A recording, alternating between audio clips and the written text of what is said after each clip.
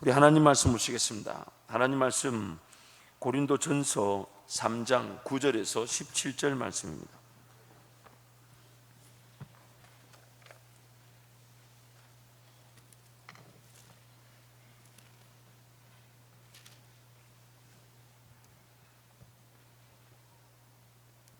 하나님 말씀 고린도전서 3장 9절에서 17절 말씀, 9절부터 17절까지 한 절씩 교독하겠습니다.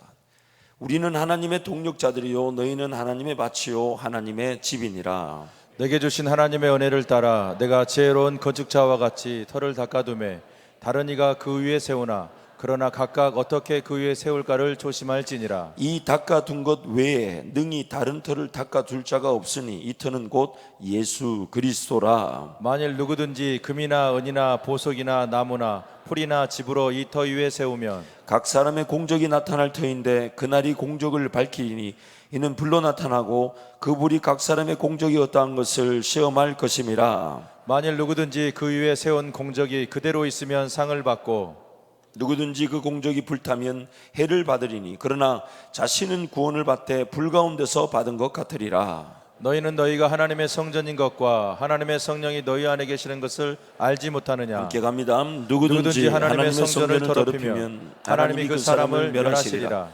하나님의 성전은 거룩하니 너희도 그러하니라. 아멘. 우리 제목을 한번 따라하겠습니다. 세울가를 어떻게 세울까를 조심할지니라. 오늘 9절부터 11절 말씀을 한 번 더 읽겠습니다. 우리 본문 9절에서 11절 말씀 함께 갑니다. 우리는 하나님의 동역자들이요 너희는 하나님의 밭이요 하나님의 집이니라. 내게 주신 하나님의 은혜를 따라 내가 지혜로운 건축자와 같이 터를 닦아두매 다른 이가 그 위에 세우나 그러나 각각 어떻게 그 위에 세울까를 조심할지니라. 이 닦아둔 것 외에 능히 다른 터를 닦아둘 자가 없으니 이 터는 곧 예수 그리스도라. 아멘.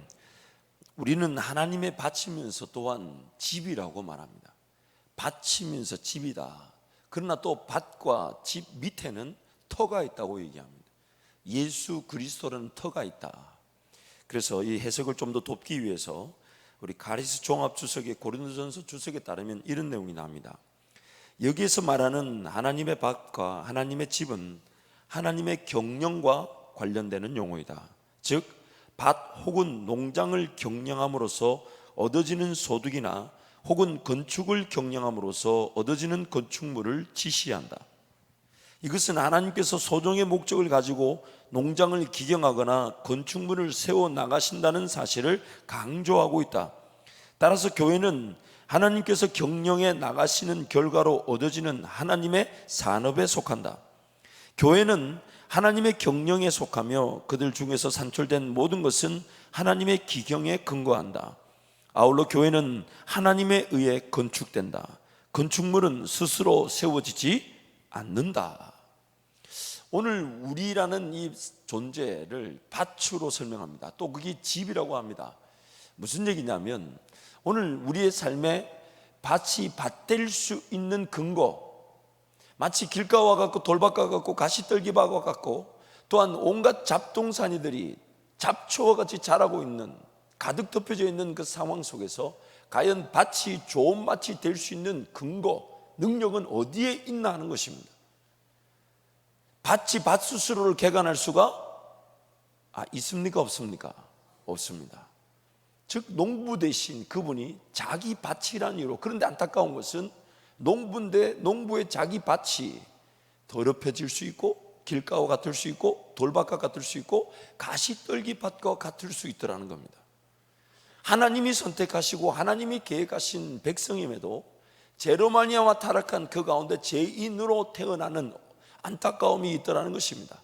그러나 농부 되신 하나님이 그 밭을, 나라는 인생의 밭을 포기하지 않으시고 기다려주시고 인내하시고 노하기를 더디하시고 자비하셔서 기어이 옥토로 변화되어질 수 있도록 지금 우리와 함께하고 계신다는 것입니다. 그래서 우리의 삶은 밭처럼 경작되어져 열매를 거둡니다. 밭에 씨가 뿌려지듯 하나님의 말씀이 뿌려져서 열매를 거둔다는 것입니다. 안타까운 것은 밭의 상태가 안 좋습니다. 세상 재리 유혹에 혹은 인간적인 욕심에, 두려움, 염려, 근심, 걱정에 밭이 밭답지가 않더라는 겁니다. 또한 유실되고 없어질 위기가 있습니다. 밭이란 말이 여러분 누차 강조하지만 심어 놓은 게 없으면요, 제대로 심겨진 게 없으면 비바람이 불고 창수가 일어난다고 생각해 보십시오. 그 밭이 어떻게 됩니까? 밭이 어떻게 돼요? 사라지고 없습니다. 유실되고 없어질 위기가 있다는 것입니다. 하지만 오늘 본문 말씀 보니까 우리의 구원은 밭의 상태나 심지어 열매가 없다 할지라도 터이신 예수 그리스도 때문에 구원을 잃지 않는다는 것입니다. 구원을 잃지 않는다는 것입니다. 그러므로 오늘 하나님의 관심은, 오늘 우리가 구원을 받게 된 배경이 터이며, 그리고 터가 놓여진 것은 우리의 행위나 우리의 노력으로 된 게 아닌 오직 하나님의 전적인 은혜로, 우리가 하나님의 자녀란 이유로 그 터가, 우리가 삶이 세워질 터가 딱 껴졌는데, 그러므로 오늘 우리의 하나님의 관심, 또 우리 역시 하나님의 일하심에 관심을 둬야 될 부분은 뭐냐면 어떻게 우리의 삶이 세워질까 하는 것이에요.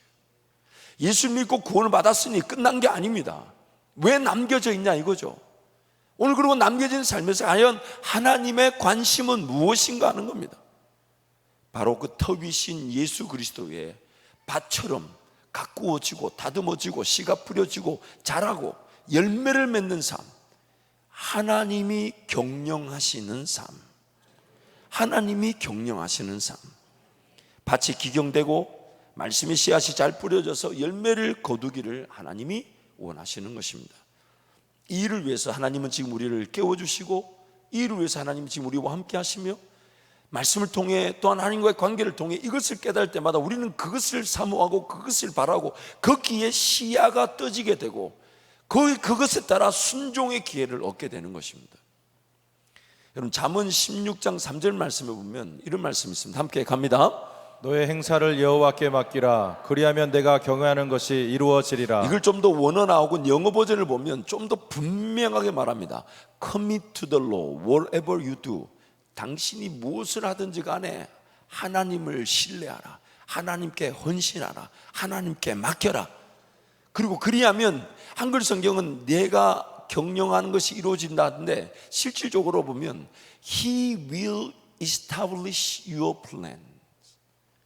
하나님께서 나의 계획들 이루어 주신다는 거예요. 성취하신다는 거예요. 전제 조건이 있죠. 하나님께 모든 걸 맡길 때에 그 맡겨진 사람의 삶의 계획들은 하나님이 이루어 주실 수밖에 없다는 겁니다. 하나님이 내 삶을 경영하시도록 삶을 맡겨드렸을 때에 마치 빌립보서 말씀에 어떤 말씀이 이어져 나오게 되냐면, 하나님이 일하실 때 우리 마음에 소원을 두고 행하십니다. 그 소원이 바로 계획이 되는 것이죠. 하나님께 행사를, 나의 범사를 맡겨드려 하나님께 헌신하고 하나님께 투자하고 하나님을 믿고 하나님을 따르기 때문에 그에게 하나님의 소원이 담겨지게 되는 겁니다. 그리고 하나님의 그 소원이 우리가 꿈을 꾸는 계기가 되고 계획이 되고 아이디어가 되고, 물론 그 기도의 과정을 통해 그런 것들을 확인하게 됩니다. 하나님의 뜻이 맞습니까? 하나님의 인도하심이 맞습니까? 하나님의 계획이 맞습니까? 성령 하나님 내 마음에서 주신 성령 하나님의 소원이 맞습니까? 그때 하나님의 뜻에 따라 하나님의 소원이라면 그것을 확인시켜 주시고 그 일을 이루어 주시는 것이죠. 사람이 마음으로 자기의 길을 계획할지라도 그 걸음을 인도하시는 분은 여호와 하나님이십니다. 그래서 하나님을 전적으로 신뢰하라는 것입니다. 오늘 본문 12절부터 15절 말씀 우리 함께 선포합니다. 만일 누구든지 금이나 은이나 보석이나 나무나 풀이나 집으로 이 터 위에 세우면 각 사람의 공적이 나타날 터인데 그날이 공적을 밝히리니 이는 불로 나타내고 그 불이 각 사람의 공적이 어떠한 것을 시험할 것임이라. 만일 누구든지 그 위에 세운 공적이 그대로 있으면 상을 받고 누구든지 그 공적이 불타면 해를 받으리니 그러나 자신은 구원을 받되 불 가운데서 받은 것 같으리라. 불로 태웠을 때 남을 공적이 있고 사라질 공적이 있다는 것입니다. 오늘 내 삶 가운데 죄로 말미암아 타락하다 보니 하나님의 뜻, 하나님의 말씀, 하나님의 인도하심이 없는 다른 것들이 내 삶에 세워질 수 있다는 거예요. 금이나 음이나 혹은 다른 보석이나 나무나 풀이나 집, 그러나 그 모든 것들이 성령의 불이 가해지게 될 때 성령 하나님의 불로 인하여 성령 하나님의 열매인지 아닌지가 판가름된다는 겁니다. 그러나 물론 그 공적이 없다고 해서 우리의 구원이 좌지우지 되는 건 아닙니다. 우리는 불 가운데서 부끄러움을 당할지언정 예수 그리스도 때문에 구원을 얻게 된다는 것입니다. 그래서 하나님의 지금 관심은 우리란 삶이 예수 그리스도를 말미암아 하나님을 알게 되었으니 이제 이 삶을 그냥 내버려 두지 말고 성령 하나님과 동행하며 제대로 세워가자는 거예요. 그것이 바로 하나님의 경영이라는 것입니다. 하나님의 지혜가 나타나며 하나님의 은혜 가운데 내 삶 가운데 나의 장점과 은사와 또한 하나님 나라와 교회와 선교를 위해 내 삶이 세워져 가자는 겁니다. 그것이 결국 영향력이 될 것이고 감출 수 없는 빛의 역사가 된다는 것입니다. 하나님이 지금 우리와 그렇게 함께하고 계신 것입니다. 하나님 말씀이 잘 뿌려져서 잘 자라 열매를 거두는 모든 과정이 하나님의 지혜와 경영에 따라야 한다는 것입니다. 과연 하나님의 계획이 맞습니까? 또한 하나님의 계획이 맞다면 하나님의 인도하심은 무엇입니까? 제가 감당할 능력이 없습니다. 따라갈 힘이 없습니다. 설상 하나님의 계획이 나에게 주어졌다 해도 하나님의 계획을 이룰 만한 능력이 나에게 없습니다. 하나님 은혜를 베풀어 주옵소서. 매 순간 모든 경영에 하나님께 맡겨드리는 겁니다. Commit to the Lord. Whatever you do, 무엇을 하든지 간에 하나님께 맡겨드리라는, 하나님께 헌신하라는, 하나님께 내어드리라는 겁니다. 하나님을 신뢰하라는 겁니다. 하나님을 사랑하라는 겁니다. 하나님이면 충분한 줄 알아 자꾸만 의지하라는 겁니다.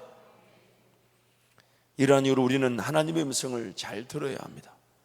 말씀과 기도라는 도구를 주신 이유가 바로 하나님의 음성을 잘 식별하고 들을 줄 알아 하나님의 지혜와 경영으로 내 삶이라는 그 밭이 기경되고 길가와 같은 돌밭과 같은 가시떨기 같은 밭이 갈아엎어지게 되는 겁니다. 갈아엎어져서 성령 하나님의 말씀의 씨가 뿌려지고 그것이 자라 열매를 맺게 되는 것입니다.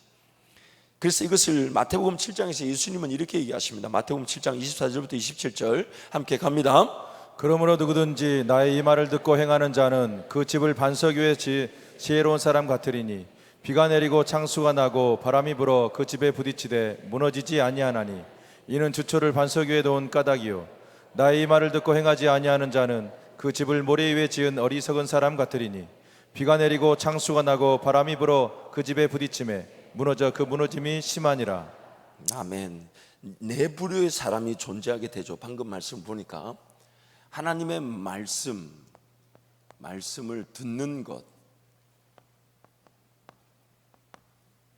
하나님의 말씀이라는 그 토대 위에서 말씀을 듣고 행하는 자, 듣는 자, 이것을 반석이라고 보면 되고, 그렇죠? 이것을 순종이라고 보면 되겠죠. 네 부류의 삶이 존재한다는 겁니다. 첫 번째 사람은 최상의 조건이죠. 반석 위에서 듣고 순종함으로 자신의 삶에 하나님의 은혜로 채워지는 것입니다. 하나님이 원하시는 계획들이 나타나 하나님이 원하시는 방법대로 하나님이 영광을 받으실 일들이 세워져 가는 것입니다. 이것을 아까도 얘기했지만 영향력이라 그럽니다. 그리고 이 영향력은 다른 말로 빛이라 그럽니다. 그리고 소금이라고 부릅니다. 숨겨질 수 없고 그 맛이 나타날 수밖에 없다는 겁니다. 예수 그리스도라는 분명한, 왜냐하면 예수 그리스도 반석, 예수 그리스도가 아니면 하나님과의 관계가 시작될 수가 없죠. 그래서 오늘 고린도전서 말씀을 여기서 갖다 놓으면 어떻게 세울까를 조심하라는 겁니다. 예수 그리스도로 말미암아 시작된 삶의 자리에서 무엇이 내 삶 가운데 중요하게 여겨지고 인정되고 세워지고 받아들여질지를 조심하라는 겁니다. 모든 것이 다 성령으로 인한 것이 아니라는 겁니다. 불로 태워져 없어질 것들이 내 삶에 자리 잡을 수 있고 세워져 가는 듯 보일 수 있다는 겁니다. 그런 삶에 대해서 말하기를 반석은 반석인데 말씀을 받긴 받았는데 순종하지 않는 겁니다. 행하지 않는 겁니다. 행하지 않는 겁니다. 당연히 모래, 말씀이 없는데 그 위에서 순종해 본들 무너짐이 심하다는 거예요. 그럼 이 순종은 뭐겠습니까? 이 행함은 뭐겠냐고요? 자기 육신의 정욕입니다. 그래서 야고보서 말씀에 뭐라고 얘기합니까? 구하여도 얻지 못하는 일이 있을 수 있다는 거예요. 무엇 때문에요? 정욕으로 쓰려고 잘못 구하기 때문이라는 거예요. 자기 삶에 지금 뭔가 세우려는 일이 정욕에 의한 욕심인데도 그것도 모르고 그걸 붙들고 기도하고 있을 수 있다는 거예요. 당연히 또 모래와 같은 아무런 말씀도 없는데 그 위에서 행하지도 않습니다. 우리 청년들에게 여러분 이것이 여러분에게 경고가 되면 좋겠습니다. 도전이 되면 좋겠습니다. 하나님의 말씀의 원리가 분명히 필요합니다. 또한 삶의 순간순간에 시간이든 물질이든 잘 관리하여 훈련받아야 하고 제대로 다 준비되어져야 합니다. 신앙생활 한다고 하는데 게으르면 안 된다 이 말이에요. 예배한다고 하는데 말씀 듣는다고 하는데 기도한다고 하는데 이건 뭐 청년들만이 아니라 여러분도 마찬가지인 것 같아요. 그렇죠? 제가 청년들한테 얘기하다 보니까 왠지 여러분 눈빛이 더 강하게 느껴지네요. 여러분 우리 삶이 그렇지 않아요? 신앙생활은 열심히 잘하는데 삶의 자리에서는 게으르고 나태하고 행함이 없고 하나님이 알아서 하시겠지, 그것만큼 불순종하고 오만한 일이 없는 것입니다. 오늘 내가 하나님을 예배한다면 과연 내 삶 가운데 내가 예배한 하나님은 어떻게 나와 함께하고 계실까? 내가 기도하며 찬양하며 경배한 나의 하나님은 나의 직장의 자리, 나의 사업의 자리, 나의 삶의 자리에서 어떤 인도하심으로 내 삶이 빚어지고 세워지기를 원하실까? 무엇이 영향력으로 자리를 잡을까? 결코 흔들리지 않을 말씀 위에 굳게 세워져 많은 새들이, 공중의 새들이 깃들 수 있고 쉴 수 있고 많은 열매가 맺힐 수 있는, 땅을 유실하지 않고 붙들 수 있는, 내 삶을 지켜줄 수 있는, 굳건하게 세워질 수 있는 성령 하나님의 인도하심은 무엇일까? 결국 내 삶의 자리가 예배의 연장성산이 되는 겁니다. 그래서 신앙생활은 어떤 분이 이렇게 얘기하시더라고요. 신앙생활은 생활신앙으로 이어져야 합니다.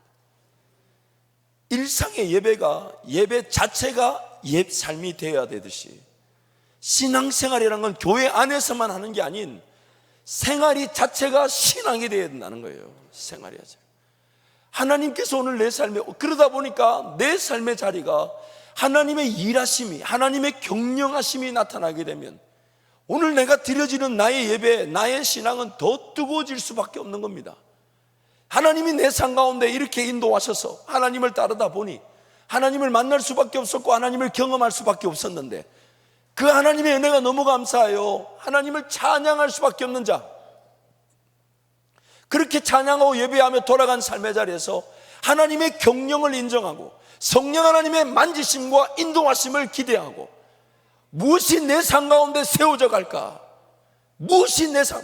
그래서 이것을 빼고 나머지 이 세 개를 가지고 본문 말씀은 뭐라고 얘기하냐면 모래 위에 세워지는 자, 즉 말씀을 듣고도 행하지 않는 자, 말씀을 듣고도 행하지 않는 자.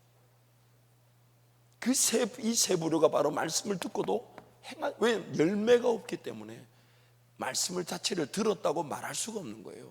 열매가 없다 보니까 듣고 있고 예배하는 것처럼 보이고 기도하는 것처럼 보이도 열매가 없어서 그 열매가 없는 삶은 들은 것처럼 보이지만 불순종했다는 것입니다. 아무것도 아니란 얘기예요. 오늘 우리라는 삶에 하나님의 관심은 예수 그리스도로 인한 구원은 이미 확정되어져 있습니다. 그게 어떤 것에도 좌지우지 될 수가 없고 번복될 수가 없습니다. 이미 나는 하나님의 자녀가 되었습니다. 그러면 하나님의 관심은 무엇이고 우리가 관심을 두어야 될 게 무엇이냐면 내라는 나라의 삶이 밭처럼 가꾸어지고 씨가 뿌려져 자라 열매를 거두는 하나님의 경영, 범사를 하나님께 맡겨드림으로 하나님께서 나의 삶에 하나님의 계획들을 이루어 가시는 하나님의 경영이 바로 하나님의 관심입니다. 이 말씀을 우리가 자꾸만 놓치게 되다 보니 삶은 삶이고 신앙은 신앙인 이중적으로 분리되어지는, 좀 더 직설적으로 말하자면 삶의 자리에서 신앙의 모양은, 경건의 모양은 있으나 능력이 없는 것입니다. 그것이 두려운 거예요. 내가 예배에 대한 부담을 가지고 있다, 감사한 일입니다. 천국과 지옥에 대한 개념이 있어 하나님을 예배할 수밖에 없는 것도 하나님 은혜로 알게 된 것이지만, 오늘 우리가 두려워야 될 것은 경건의 모양, 껍데기는 가졌는데 알맹이가 없다면 신앙은 결코 오래 가지를 못합니다. 이리저리 휘둘리게 됩니다. 이리 넘어지고 저리 넘어지고, 작은 소리 하나, 개미만 봐도 놀라는 신앙이 될 수밖에 없어요. 그러나 오늘 나의 삶 가운데 이미 예수로 말미암아 나의 구원이 확정되어졌어요. 그래서 이 구원이 얼마나 확정되어졌냐를 로마서에서 뭐라고 얘기하냐면, 우리가 아직 죄인 되었는데도 하나님은 이미 사랑을 베푸셨고, 우리가 아직 연약한데도 그리스도께서 나를 위해 죽어주셨고, 심지어 이렇게 얘기합니다. 우리가 아직 원수 되었는데도 우리를 향한 구원은 확정되었다고 말합니다. 그러면 오늘 우리의 하나님의 모든 관심은 이제 삶의 자리에서 하나님의 경영이 어떻게 나타나느냐, 결국 그 경영은 무엇과 관계되냐면요, 무엇과 관계되냐면 결국 나의 삶을, 나라는 이 삶을 통해 하나님의 통치, 하나님의 다스림, 하나님의 정복, 충만, 처음에 우리를 지으셨을 때 우리에게 주셨던 이 땅을 다스리고 정복하고 충만하고 번성하라 했던 그 음성이 이루어지는 겁니다. 창조의 목적이 실현되는 거예요. 나라는 이 삶을 통해 이 하나님의 통치와 다스림과 정복과 충만함의 역사가 무엇인지가 드러난다는 겁니다. 그래서 로마서 8장 말씀에는 이렇게 얘기합니다. 모든 피조물들이 썩어짐의 종노릇해서 하나님의 아들들이 나타나기를 기다리고 있다는 겁니다. 모든 피조물들이 썩어짐의 종노릇하고 있는데, 그들이 바라는 바는 진정한 자유의 통치, 진정한 자유의 질서, 진정한 자유의 다스림, 진정한 자유를 맛볼 수 있는 하나님의 통치를, 주권을 우리 자녀들인 우리가 드러낼 것을, 하나님의 아들들을 기대하고 있다고 말씀하는 거예요. 그러므로 오늘 우리의 삶의 자리에서 여러분 이렇게 예배를 드리면 예배가 끝이 아니라는 얘기예요.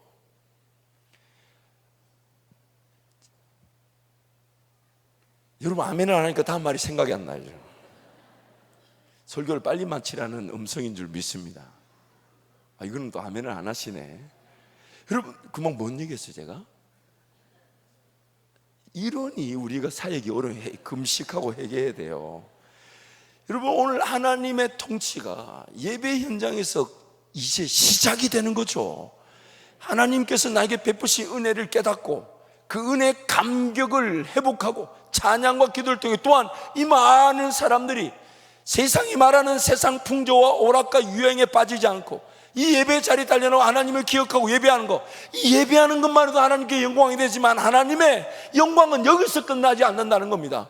여기서부터 예배가 시작되어져서 여러분의 삶의 자리에 하나님의 그 인도하심, 하나님의 경영, 내 삶을 위한 내 직장과 내 사업과 내 자녀들, 또한 나의 사명, 은사, 걸어갈 길, 언제 어떻게 어떤 하나님의 은혜를 보게 될지 모르는, 그래서 긴장하고 깨어있어 하나님 은혜를 누리는 겁니다.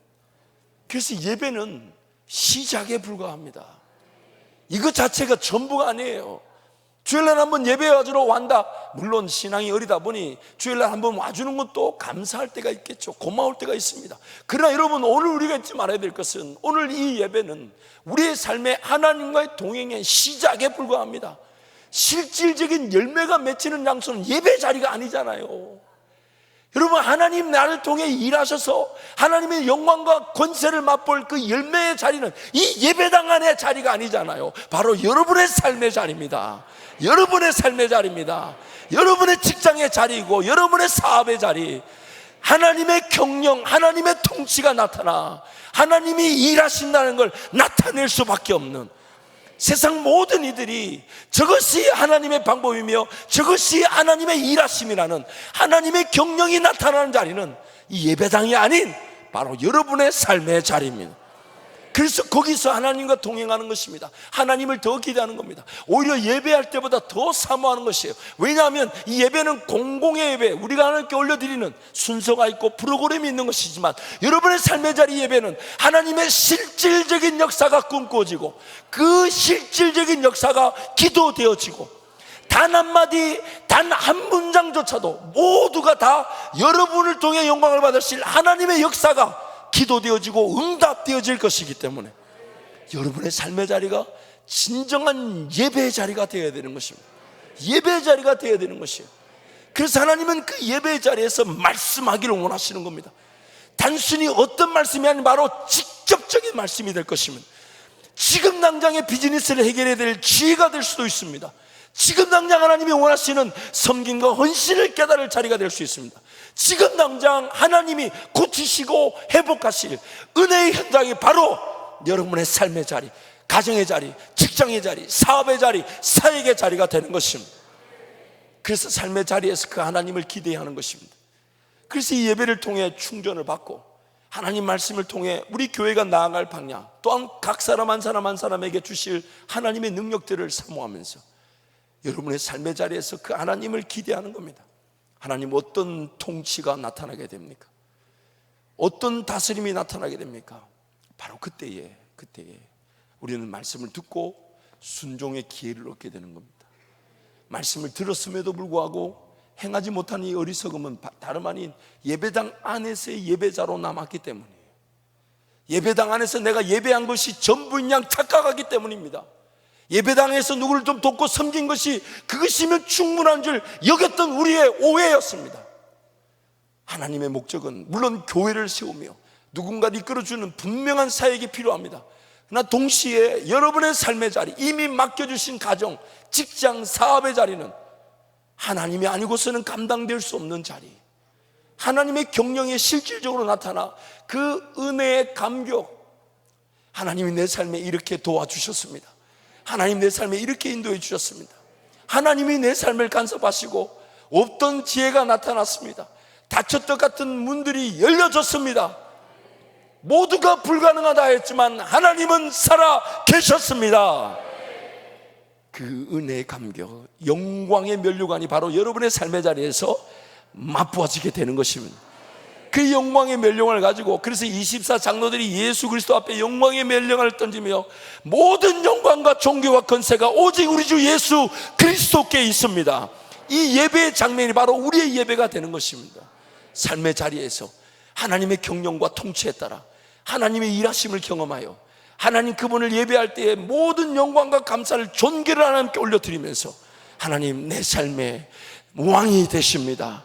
하나님 진정한 통치자가 되십니다.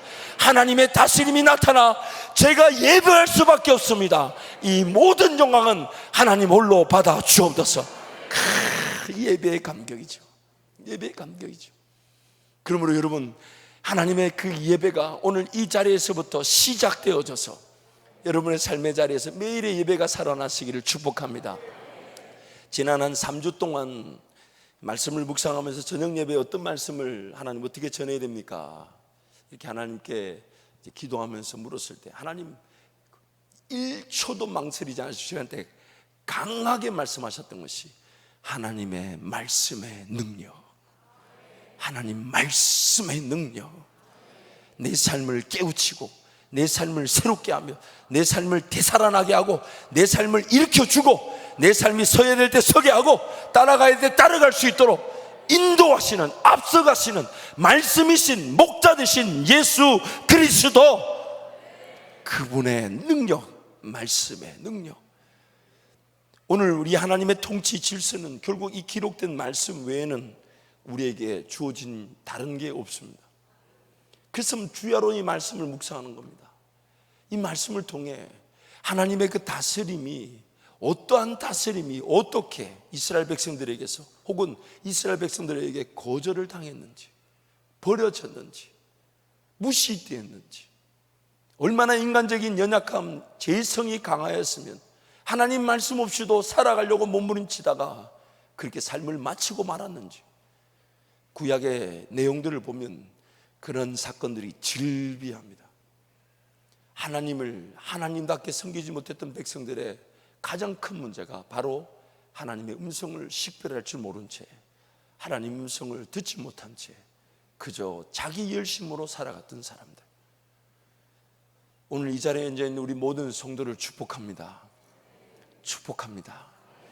여러분의 삶에 하나님 말씀이 주야로 묵상되어지기를 축복합니다. 잊지 마세요, 여러분. 오늘 우리는 듣고도 행하지 않는 어리석은 자들입니다. 그래서 어떤 아버지에게 두 아들이 있었다 그러죠. 큰 아들한테 말합니다. 밭에 가서 일해라. 그러니까 이 아들이 예 하고 갔을까요? 안 갔을까요? 갔어요? 안 갔어요. 누구 갔습니까? 누구 갔습니까? 옆에 분 갔습니까? 누구 갔습니까? 말씀을 읽으면서 얼마나 우리가 결단합니까? 다짐합니까? 하나님 이 말씀대로 이루어 주옵소서. 아멘은 얼마나 잘하는지 몰라요 우리가. 그런데도 그 결단과 다짐이 무색할 만큼 하나님 말씀 얼마나 무시했습니까? 근데 둘째 아들에게 말합니다. 밭에 가서 일하라니까 그 아들이 안 갑니다. 근데 나중에 어떻게 했다고요? 회개하고 뉘우치고 아버지 말씀에 순종했다고 얘기합니다. 이것도 누구 같습니까?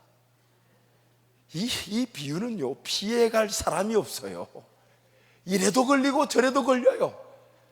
언젠가 적용하라 그랬더니 자기는 이거 같다고 그러고 자기는 저거 아니에요. 몰라서 그래요. 둘 다 나 같아요. 둘 다 저 같지 않아요? 어떨 때는 한다고 해놓고 안 하고, 어떨 때는 무조건 노 했다가 기도만 하면 생각나가 어쩔 수 없이 조용히 와가지고 그 제가 물어봅니다. 안 온다 했잖아. 안 한다면서. 그래. 기도만 하면 생각나요. 그러면서 이렇게 순종하고 억지로. 그래 놓고는 언제 그랬는 듯이 막 할렐루야 아멘하고 좋아합니다. 안 한다 해놓고 억지로 해놓고 할렐루야 아멘하면 제가 목사인 제가 정말 때려주고 싶습니다. 안 한다 했을 때는 언젠데 억지로 끌려 해놓고는.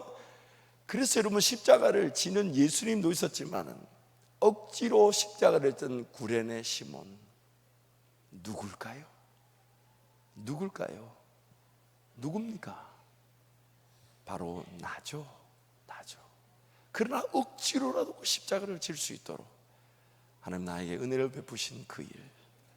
사랑하는 성도 여러분, 오늘 우리 삶의 이 말씀 위에서, 그래서 우리가 거듭난 것은 썩어질 씨로 된 것이 아니라 뭘로 됐다고요? 생명의 말씀으로 거듭났느니라. 예수 그리스도라는 그 반석 터 위에 세워졌다는 겁니다. 근데 이제 관심은 내 안에 누가 머물고 계십니까? 내 안에 누가 머물고 계십니까? 성령이 거하시고 계신 그 성령이 지금 내 심령 마치 길가와 돌밭과 가시떨기와 같은 상황을 갈아엎기 시작하신다는 거예요. 거기다가 자꾸만 씨를 뿌리신다는 거예요. 그래서 그 씨를 뿌리시는 성령 하나님을 거절할 수 없는 게 우리 인생인데, 오늘 우리는 자꾸만 그것을 배척하고 멀리하려는 재성을 가지고 있더라는 것입니다.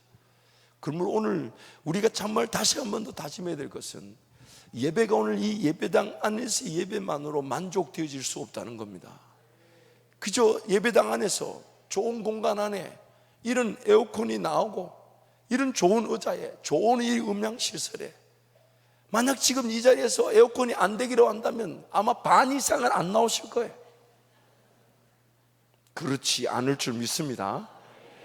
왜냐하면 여러분 지금도 이런 쾌적한 환경에서 예배드리는 성도가 얼마나 되겠습니까? 얼마나 되겠습니까? 목숨을 걸고 달려나와 예배드리니 땀난다 이런 게 개의치 않는 거죠. 개의치 않는. 다음부터는 우리가 에너지 절감 차원에서 런닝사트만 입고 와서라도 예배드리는, 런닝사트란 말 좀 그런데 이 표준어가 생각이 안 나가지고 무슨 말이 있죠? 예? 티셔츠? 그것도 이상한 것 같은데 어쨌든 우리가 너무 즐기고 너무 누리고 있는 것일 수 있잖아요. 여러분 잊지 마십시오. 예배당에서 예배는 우리가 하나님을 경험했던 삶의 자리에서의 하나님의 은혜를 찬양하고 그분께 나의 영광의 면류관을 내어드리는 간증과 고백의 현장인데, 하나님 여기서 또 새로운 임재와 은혜를 경험케 하시고, 그래서 그 예배가 한 열매적 차원에서 하나님께 드리는 고백인데, 하나님은 그 예배가 또 다른 열매를 향한 시작이 되게 하셔서 삶의 자리에서 하나님의 경령이 나타나며, 어떻게 세울까를 조심하는 자들에게 성령의 인도하심이 나타나 불로 태워도 없어질, 그 불로 태워도 없어질 성령의 것들로 우리의 삶이 세워지게 하신다는 거예요. 결코 무너지지 않을 반석 위의 집으로 우리의 삶을 갖고 가신다는 겁니다. 그것이 바로 하나님의 경영이라는 것입니다. 하나님의 지혜라는 것입니다. 하나님의 다스림이라는 것입니다. 그래서 여러분의 삶의 현장에 구석의 작은 곳이라도 기도의 자리를 만들어 놔야 합니다. 예전에 어떤 청년이 그러더라고. 목사님, 저는 직장 생활을 창고에서 관리하기 때문에 기도의 자리가 많지 않습니다. 그래도 제가 찾아봐 했더니 그 다음날 막 좋아서 연락이 왔어요. 목사님, 하나 찾았습니다. 어디냐 그랬더니 화장실 아닙니다. 아무도 방해하지 않고 거기서 하나님께 은혜를 구할 수 있는 것이 행복해서 화장실 안에서조차 기도할 수 있다고 말하는데, 제가 너무 좋다, 너무 좋다, 너무 좋다. 또한 말씀의 자리가 살아나야 합니다. 현장에, 삶의 가정에서, 직장에서, 일터에서 하나님, 지금 이곳에 하나님의 경영을 인정합니다. 하나님의 통치를 인정합니다.